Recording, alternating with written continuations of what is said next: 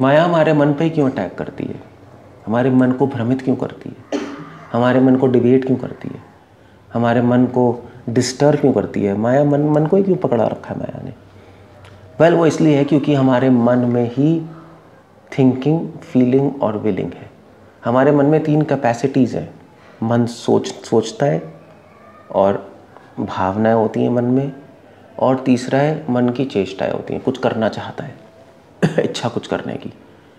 सो माया इसी को करप्ट करती है। माया आपके विचारों को, जो सोच रहे हो, उसको गंदा बना देगी। माया आपकी भावनाओं को गंदा बना देगी। जो आप करना चाहते हो, माया सजेशन देगी कुछ और कर लो, गलत काम कर लो।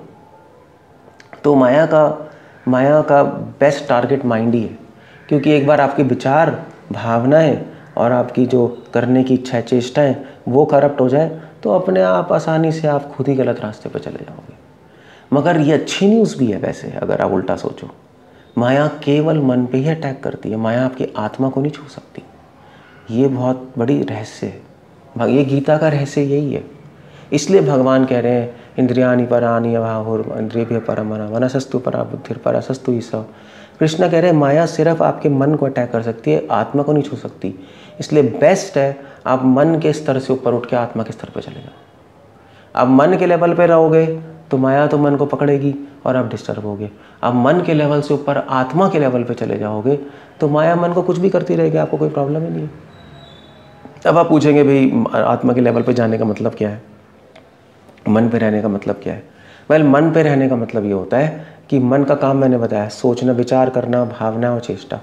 मन के लेवल पे मतलब है कि ये होता है कि व्यक्ति जब मन के लेवल पे होता है वो हमेशा जो सोचता है, जो भावना करता है और जो चाहता है, चेष्टा करता है, उससे आसक्त रहता है।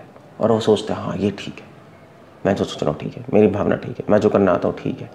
जब आप ऐसा सोचोगे तो आप मन के लेवल पे हो।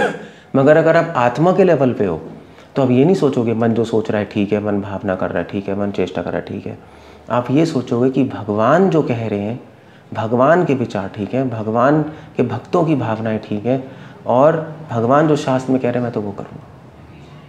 अगर हम इस तरह चलेंगे, आत्मा के स्तर पे चलेंगे, तो फिर तो माया मन को कुछ भी करती रहे, हमें क्या मतलब है। और फिर धीरे धीरे माया कहेगी भाई मन को मैं पकड़ती रहती हूँ, ये मन के स्तर पे है ही नहीं, आत्मा के स्तर पे जी रहा है। तो माया मन को पकड़ना छोड़ देगी कि मेरा काम ही नहीं बन रहा, माइंड को डिस्टर्ब करके फ़ायदा क्या है, ये 7 बंदे को तो कुछ नहीं हो रहा है, तो आत्मा के स्तर पे जी रहा है, तो ठीक है मन को भी छोड़ देते हैं। सो इसलिए ये जो न्यूज़ है माया मन को ही पकड़ती है, ये ख़राब भी है। उनके लिए ख़राब है जो मन के स्तर पे जी रहे हैं, वो हमेशा परेशान आत्मा रहेंगे। और ये अच्छी न्यूज़ भी है, इससे पता लगता है कि अगर आप आत्मा के स्तर पे जियोगे तो माया आपको कुछ नहीं कर पाएगी। हरे कृष्ण। फिर गीता में तो कृष्ण मन मनाओ भक्तों और मन को दोस्त बनाओ। गीता में कृष्ण कह रहे हैं मन मनाओ भक्तों, मुझ में मन लगाओ। कृष्ण कह रहे हैं मुझे मन लगाओ, तो फिर आप कहोगे ठीक है मन की तो बात कर ही रहे हैं, मगर मन को भगवान में लगाने की टेक्निक क्या है, ये बहुत बड़ी सीक्रेट है। मन को भगवान में लगाने की टेक्निक है कि आप मन से ऊपर उठ जाओ। यही भगवान ने चैप्टर में कहा है, पहले मन से ऊपर उठो आत्मा के स्तर पे, फिर माया मन पे हावी होना कम कर देगी, क्योंकि माया का काम नहीं चलेगा। फिर माइंड को पकड़ के आप लगा सकते हो। पहले थोड़ा सा माया का प्रभाव कम करना पड़ेगा, माया को थोड़ा वीक करना पड़ेगा वहाँ पर, तो माया छोड़ देगी और फिर माइंड को लगा सकते हो। ये टेक्निक है माइंड को भगवान में लगाने की।